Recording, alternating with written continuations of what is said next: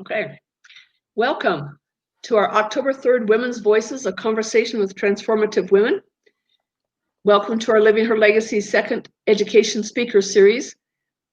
We are very grateful for your time today to join us for this very important series, Hearing Women's Voices and Stories.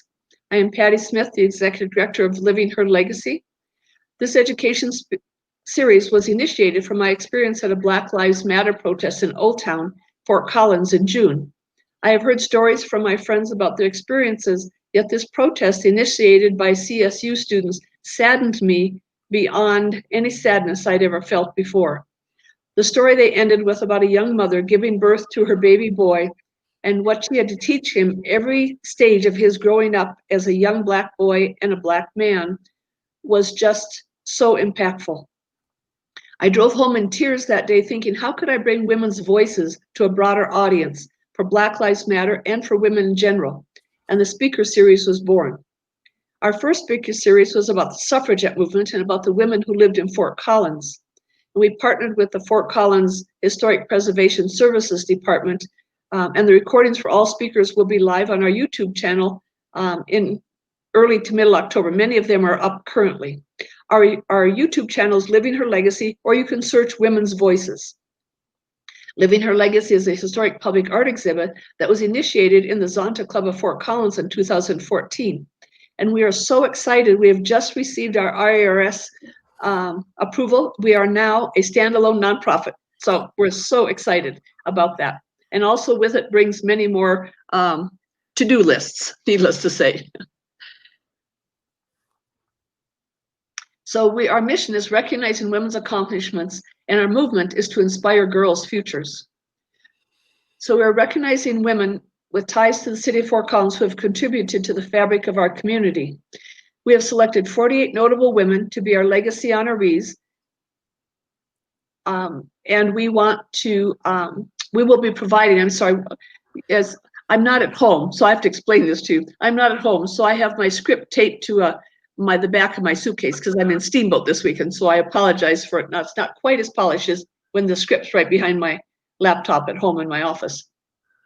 So we are recognizing these women through an art education project, and we installed our marquee information window August 30th in Old Town on the north side of Cooper Smith's Pool Table Restaurant. So when you're in Old Town, or please make one of your trips to stop by there and see our information window. It's big and bright, you can't miss it. And we look forward to sharing with you our art education project as we continue to move along and add art portraits of each of these Legacy Honorees to these beautiful Black windows on the north side of Cooper Smith's Pool Table Restaurant.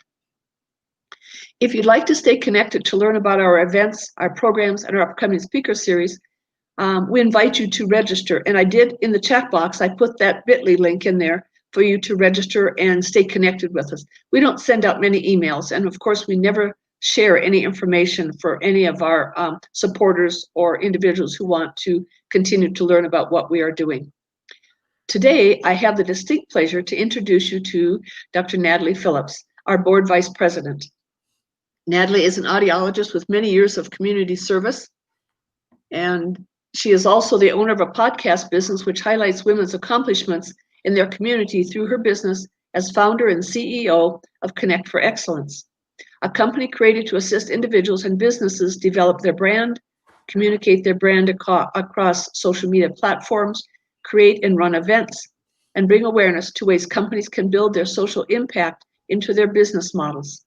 Natalie is also the co-author of a recently published book, Act Now, a simple guide to take action on your greatest goals and dreams, recently published and on Amazon, September 26, 2020. So I invite you to go to Amazon and look up her book, Act Now, a simple guide to take action on your greatest goals and dreams. I truly appreciate Natalie's expertise, and she shared with us how to utilize StreamYard for these speaker series. So Natalie, thank you so very much. It's been a learning curve. Yeah, but it's so awesome. It's so awesome to be able to use this. So we truly appreciate your time to join us all today as well. For our guests, if you have any questions, please enter them in the chat box.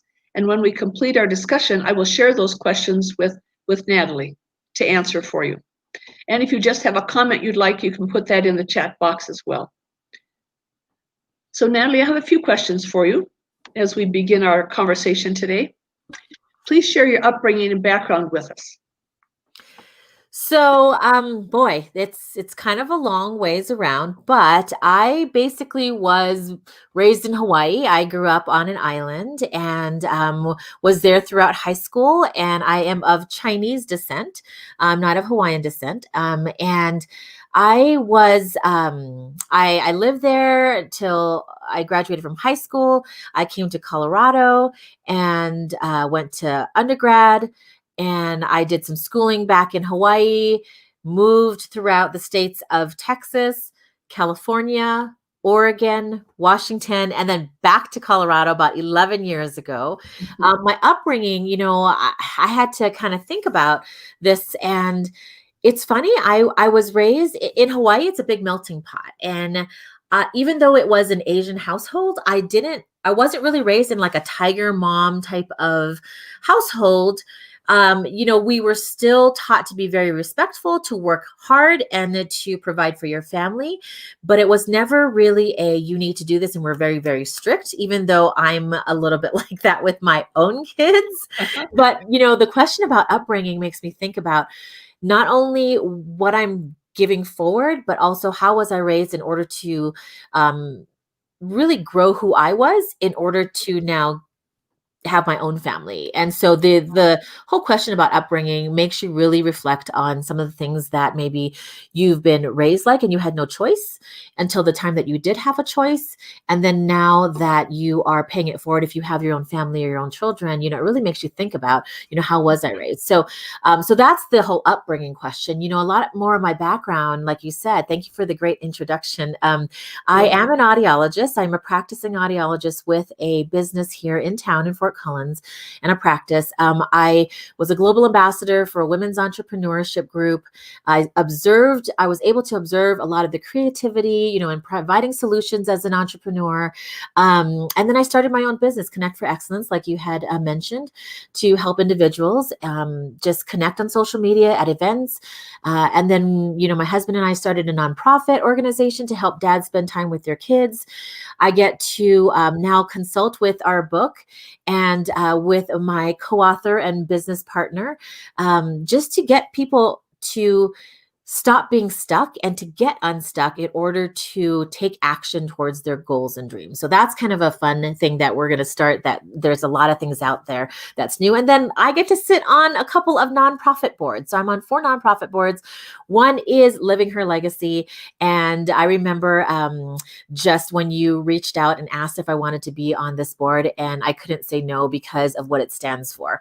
And for, again, looking at your upbringing and what makes you as a person, and then paying it forward. This is one of the things that I thought, wow, in my own community, I can be part of something this big to be able to give back to the future of girls, women, even boys and men, to learn about the powerful empowerment of women and what they can bring and what they've done for our own communities. So that's kind of like my background and my upbringing. Wonderful. Thank you so much for introducing us to you and who you are. That's why this series is so wonderful. We get to learn about women from all different backgrounds. It's awesome. And we have so much we can learn from each of us as we share with each other as well. So who were your role models growing up, and how did they impact your life? Well, growing up, obviously, was my family. So definitely my mom and definitely my sister. Along the way, they changed. But, growing up, my mom was always someone who always took care of people, took care of us, took care of, gave up a lot of things in order to take care of us, but also would bring in anybody that did not have a place to go. Mm-hmm. They'd have a spot in our house, whether it was for Thanksgiving, whether it was, for their birthdays, anything like that. Mm-hmm. We were very involved in the church growing up. And so she always put it out there that if somebody didn't have a place to go, that they could come to our house. And that's something that, as I grew up in that type of environment, it might not have been something that I really appreciated at the time, but because I grew up in it, it's something that I tend to do is I will reach out and make sure that if there's a student that we know or an athlete that we know that doesn't have a place to go, like we want them to have a place to go in these times where we should be with family or with loved ones. So definitely my mom for that. My sister, although we fought, but most of it was because I'm the younger one. So I was the troublemaker. Right. Mostly it was me probably making trouble for her. The one thing that I did look up to her for, and what she was a very good role model for me, was her organization skills. And I think that for many of you who know me, I am somewhat very organized or try to be, and I have a method to all the madness of everything that I do. And that was something, again, that just observing my sister being that type of person, that was something that stuck with me as well. And then after I got out of the house, there were a lot of different people that made impressions and were supportive and that I learned from along the way. And it changes with every stage in your life, whether you're in high school and your friends, or college, or young marrieds, or, a mom. I have lots of different mentors and friends along the way, businesses, entrepreneurs, depending on what stage of life I'm in. Mm-hmm. And they are so impactful. And a lot of times we don't know that they're role models and mentors until we're older and we look back on our lives. I don't know if you found that, but I have found that in my life. Yeah, I think you're totally right. Having to look back at from where I am now to what was going on in my life before, I can definitely see that. And then as you get older, I'm hoping you get wiser. Yes. But I do tend to see them sooner, and I thank them because I have the time and the opportunity in that moment to thank them. And I want to make sure that they know that. And so hopefully as you get older and as you get more appreciative and grateful of the people that are placed in your lives that make that impact, that you're able to thank them right then and there. So that they know before, because you never know what's going to happen, right? You never know what's going to happen. No, you don't. And as I said, a lot of times you don't know the true impact. I should have said the true impact. But yes, you can feel in your heart that who has helped you as you go along. And I agree. The thank you and the gratitude needs to be shared at that time. Yes. Yep. And later as we reflect back on them as well. Mm-hmm. It's a nice thing to do as well. So thank you very much. So our next question is, what does it mean to you to be a full participant in society? Wow. So that's a really encompassing question. Like, it makes you feel like, wait a minute, am I a full participant in society? Like, it puts a burden almost on you and it feeds into your imposter syndrome a little bit to think, have I been a full participant? Am I doing everything that I possibly can? And sometimes, the honesty can be very brutal. Sometimes it can be like, wow, again, reflective. I haven't done a lot. I just do things because I feel like I want to do things. But when you stop to look at it, maybe you're like, wow, I did do certain things, but maybe I can do more. So, that question, hopefully some of the things that, what it means to me would be, continuing throughout my life, just making sure that I am preparing the best possible environment or community or whatever I leave behind for the future to be able to continue to teach new things, to give back somehow, teach youth, teach the people that are coming up behind me to do the same. That everybody has something to teach, everybody has something to give. And a good friend said to me, basically leaving the campsite cleaner than what it was. So I love that motto and that thing. I do too. I agree.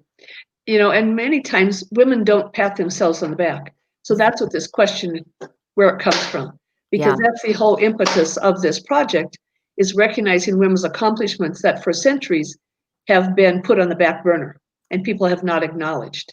Yeah. And so part of this project is letting our community know the impact that women have had in our community. So yes, thank you for sharing that insightful comment with us. So our next question is, are there any movements you're involved in or have been involved in, and what have they meant to you? A lot of different movements, I should say. I was going to say, there's a few. First of all, it's like, there's one. Oh, wait, no, there's a couple, It's interesting. Movement, again, is another big word that might scare people when they're asked this question, right? Like, I don't know if I really have been in an impactful movement. But it doesn't matter. Like, it could be a small little movement. It could be a large one. I've been on large ones, empowering 1 billion women. I was a global ambassador, and that was a pretty large movement. And what the goal is to really give women and female business owners just tools and resources for their success, and getting people connected. I've been in small movements, relatively small compared to that. And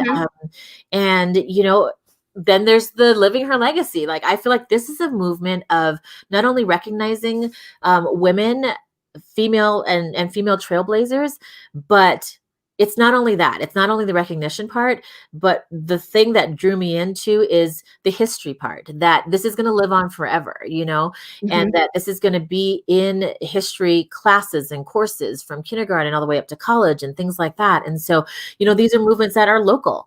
Anything that really you volunteer your time for is really a movement. And so getting any opportunity to help out in anything that you're going to make impact in, I mean, that's some of the stuff that I've done. And then this new movement that my co-author and I are working on right now, the Act Now, we've really taken to understanding that in order to have success, you cannot be sitting around. You have to be confident and move through fear and understand that you have something to give. And hopefully that little ember that is inside of you will ignite so that you can take action. And we're really trying to start this movement of getting people, especially during this time of the pandemic where we're kind of, we've gone through 6 months of this, and a lot of people, have been, I can't wait for 2020 to be over, right? And then you've got some people who are like, well, I kind of like this, because I got to spend time with family, or I got to make sourdough bread, or I got to catch up on, binge watching something fun, something that you would have never done because we are always on the go. But looking at this time that everybody in the entire world, which is so hard, I can't even believe we can say that we've gone through something, and we're still going through something. But because we had a forced pause in our life, I feel like there is that possibility that people will get comfortable in being comfortable and not doing things. And so our movement of action right now in this moment with our book coming out and with what we want to push out is, no, it's time to get going again. Like, you had the time to whatever you wanted to do, create, relax, spend time with your family, whatever it is. But we have to remember that we were created to do something to impact others. And so it's time to do that. So that's currently the movement that I'm involved in. And what it means to me is everything. I think that's what I live for, is that I'm tired of it. I'm tired, but it saddens me when people have these really great ideas and they stop. And usually it's because of fear, or they don't know where to start, or they don't have the right resources. It's everything that I've gone through as well. So I know where people have been, but because I've had the right people, because I've had the accountability around me, I know it can be done to get past all of that. And so I'm excited to get people going on this now that we're, past 6 months and the world's starting to wake up again, to get on this movement of really getting people to take action on what they need to get done.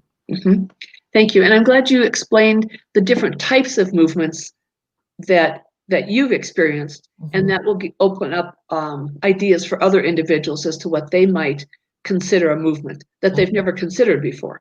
Yeah. As you said, it scares people when you think about a movement. Yeah. It's like, oh my gosh, right. It has to be this big, huge thing, but it doesn't. It could be volunteering at a soup kitchen. It can be volunteering delivering meals. To me, that's a movement because we're making impact. We're helping somebody that needs help, to deliver meals that they can't get out and get right now. So volunteering with my kids, doing things like that, to me, that's a movement. Right. And I agree with you, but I hadn't thought of it that way before. So thank you very much for that. Broadening our horizons here a little bit. So my next question for you is, what are the challenges and opportunities that have influenced you in your pursuit of your personal and professional goals?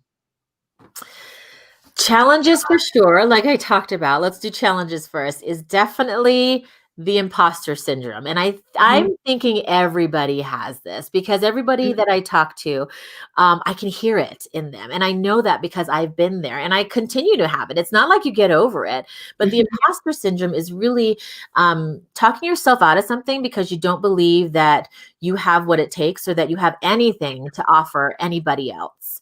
And you feed yourself these things. I even call it like my internal and possibly even external vampires. I wrote an article about that because I thought it was really interesting, because whether they're internal vampires of, you telling yourself things when it's dark, like when you're laying in bed, like, I'm not good enough, I'm not pretty enough, I'm not smart enough, I have nothing to teach, I have nothing to say, and they're attacking you then when it's quiet, or whether they're external vampires, whether it's a friend or somebody that you trusted or a parent or a family member or somebody that you actually don't have a relationship with, but they said something on social media and it hurt you.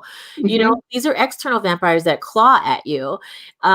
They're all going to feed off of your knowledge of, or what you accept as, I don't believe in myself, and so that's one of my biggest challenges. Is I continue, no matter how much success you have, I think you're always going to have a little bit of that, small little voice that says, you can't do this, you can't do this.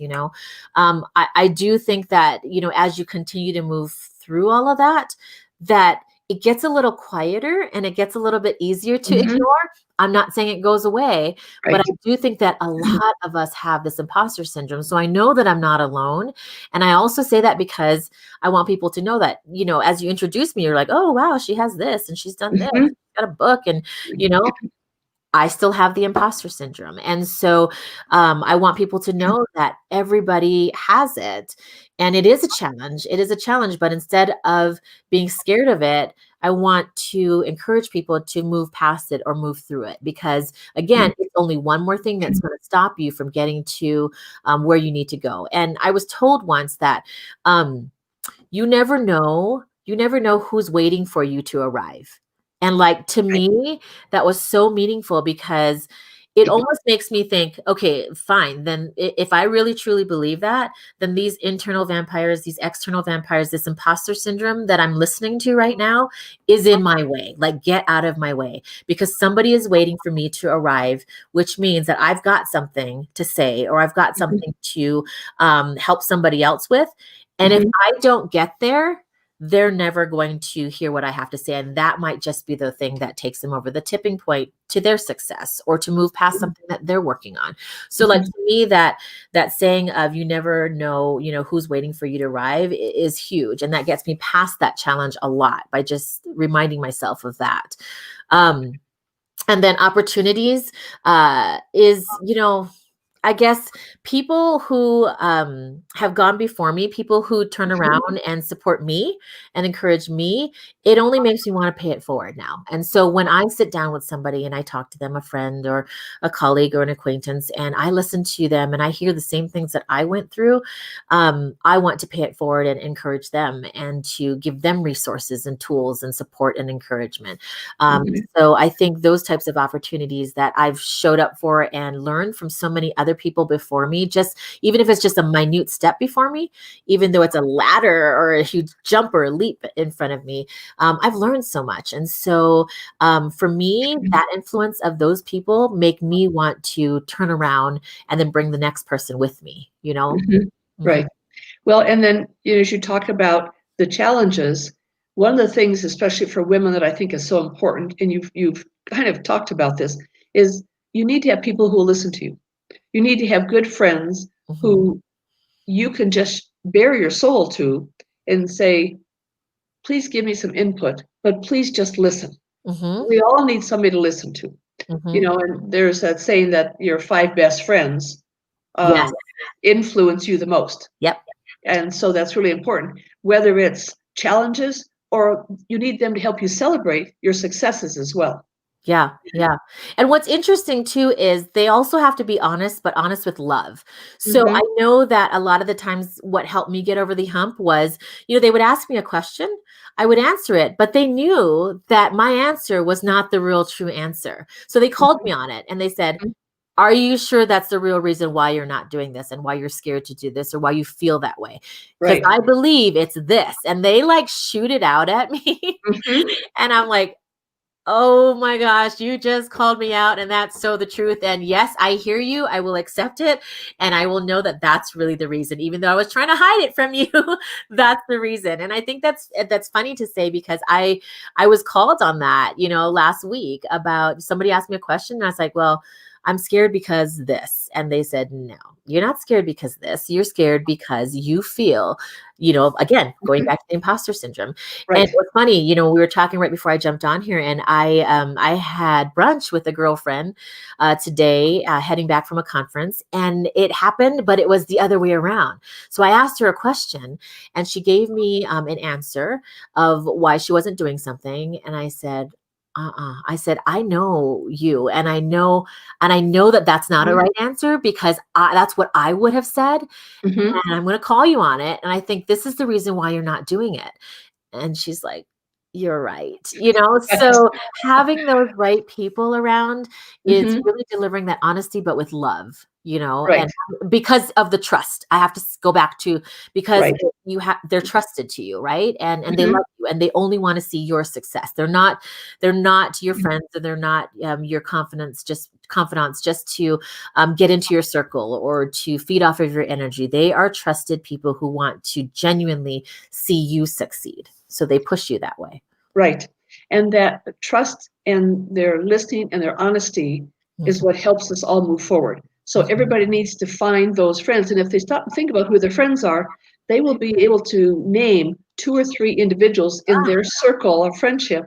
They may not see them every day, they may not see them every month, but when they get together, they can start right over where they left off. yes. Yep. I Those agree. close friendships. Hmm. So, yes, thank you for sharing that wisdom with us.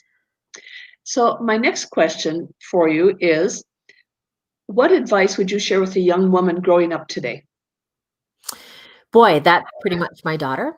So, yeah, Right? and that's part of the reason why I do a lot of things too, is to pave the way for my daughter, being a woman Hmm. for future women, right? Hmm. Definitely, I would say find a mentor. Find a mentor. Again, it has to just happen. You can't just be, it's not an application process. It's Right. not something where you're going around saying, hey, can you be my mentor? You have to think about what are the needs that you want out of a mentor. And so that way, when that connection happens, that that's the person, and it's not necessarily you're asking people to be a mentor. So Mhm. you want to make sure that you find the right mentor, but it's essential. I think that you've always got to have somebody just a step ahead that might be able to help you, to gather you up and give you resources or tools, maybe even something that they've gone through that Mhm. applies to what you're going through or what your needs are.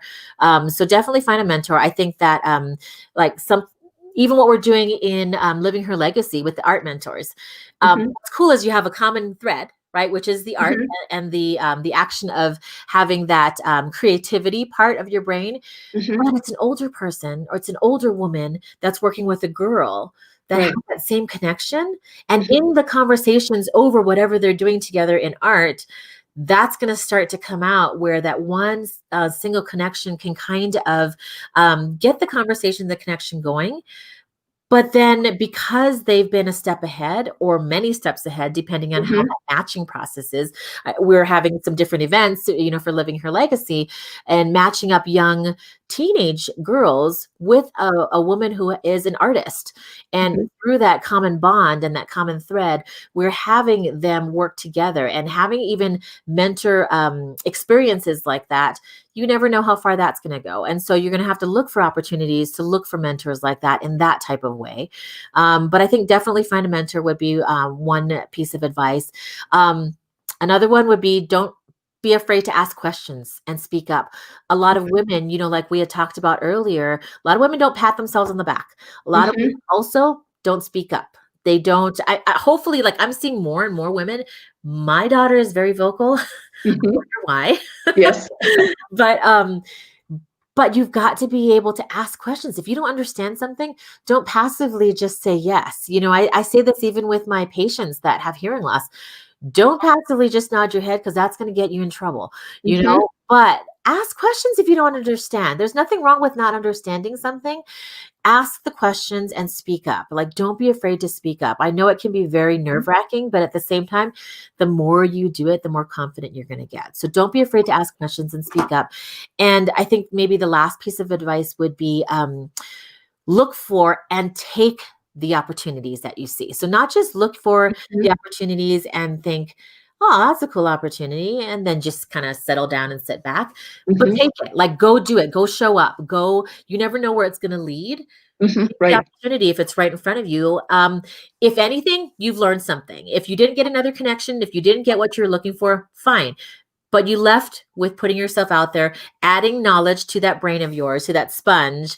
And so you're going to learn something. So not only look for opportunities, but take the opportunities and show up. Right. Yes. Thank you. And we have a perfect example of learning to speak up and not being afraid to ask questions in Judge Ruth Bader Ginsburg. Yes, absolutely. Yes. And so if individuals haven't learned about her, I encourage everybody to pick up a book, search her on the internet, and learn much more about her and how her life can impact our lives. Yeah. Going forward. So thank you so very much. What a wonderful conversation. And I so appreciate you being on our board as well, needless to say. So you are kind of my mentor, my social media mentor. So thank you. I need that, and that I know. So it's one day at a time, learning all the social media. So it's a wonderful experience, to say the least. So thank you so much for joining us today. I truly, truly appreciate your time in the Saturday afternoon, especially since you've been speaking at a conference all week and then just walked in the door at the time for us to get started. So thank you. And that's just an example of women's lives. You know, as you mentioned, we've had time to stay at home with our families, but there's been research done, and we all know this as women. We don't need the researchers to do this, but women carry the bulk of the responsibilities in the home, teaching children, and everything else, and trying to maintain their own jobs. So thank you very much for your time today from your crazy busy week. I truly appreciate it. So let me see if we have some questions. We have Sonia joined us, and she said, hello, ladies. So I don't see any other questions here at the time. Sometimes they show up a little bit after, so I'll keep watching. So a huge thank you to Natalie today for joining us in our Women's Voices speaking series. We thank you, and we thank all of our guests who join us and who may join us after today to watch our events, because we've had quite a number of individuals watch our events on YouTube and come back and watch them on our Facebook channel, because Saturdays are very busy for everybody. So join us next Saturday, October 10th at 2 p.m. for our next guest speakers, also on our Facebook page. Visit our Facebook page this week to see who our speakers are next Saturday.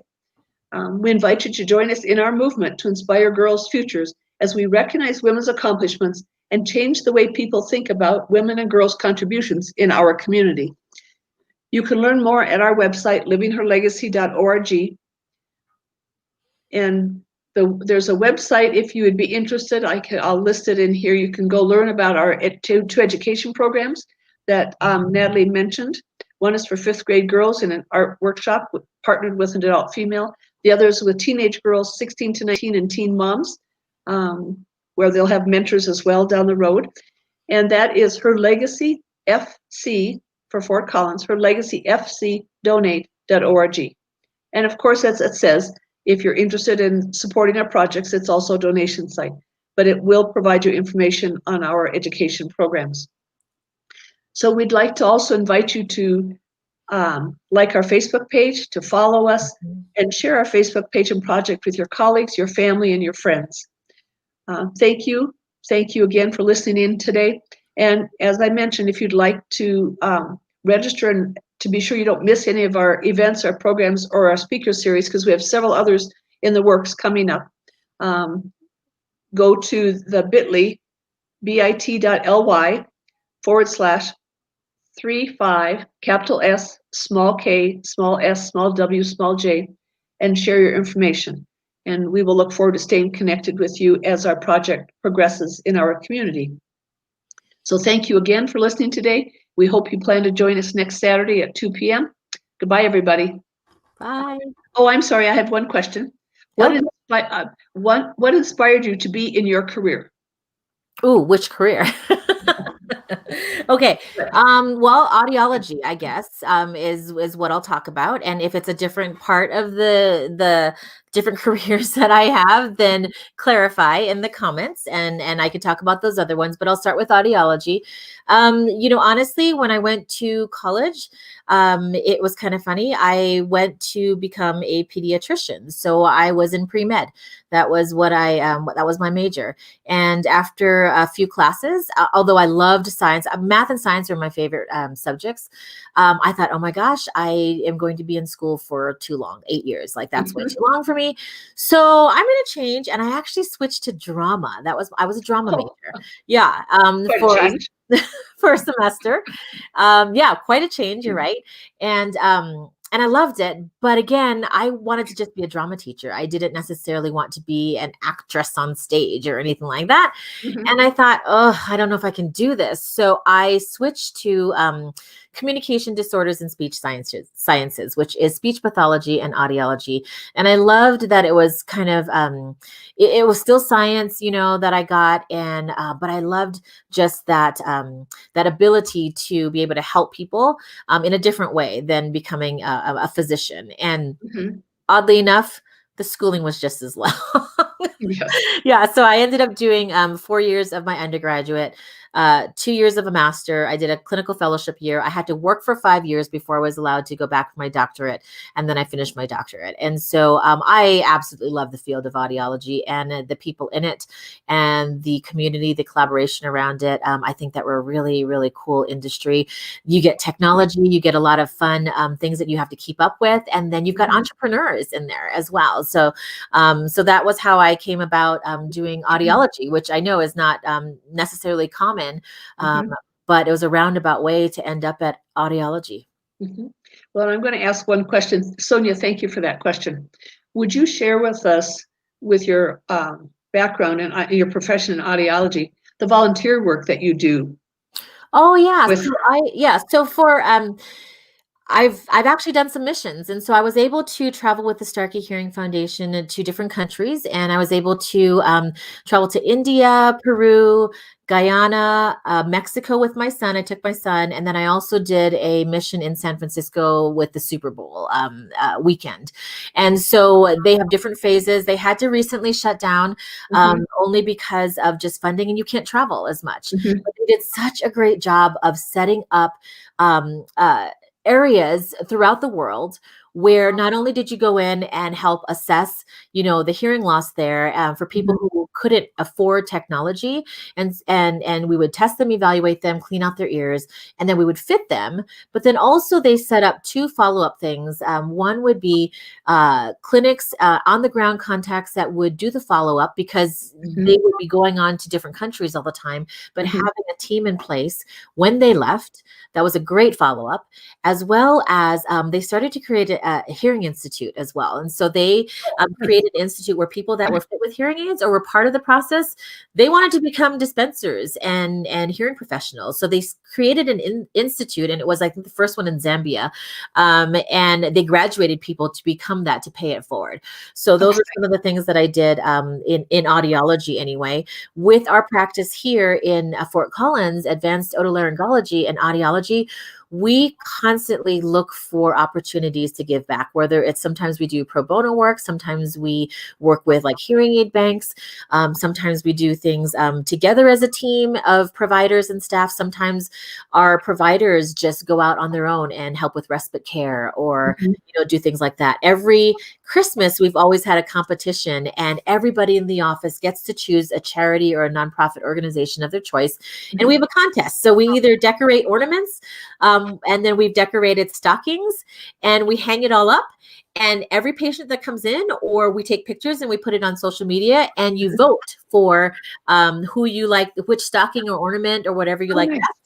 And we count all the votes, whether you're in person and you put a little slip in our box, or you put it on social media, and we count all the votes, and we donate to the winning charities. Now, Dr. Mark Laurie is a bleeding heart. Like Yes. his practice, Mhm. that's what he built it on. It's just giving back. That's what he is here on this earth for, is he wants to serve others. And so he's a little bit of a softie. And so technically, even though there are certain ones that have won the competition for our office to get involved, he's given maybe bigger cash prizes or cash donations, I should say, not prizes, to those nonprofits, but he gives to everybody. He gives to every single one that our staff had chosen, so that nobody's left out.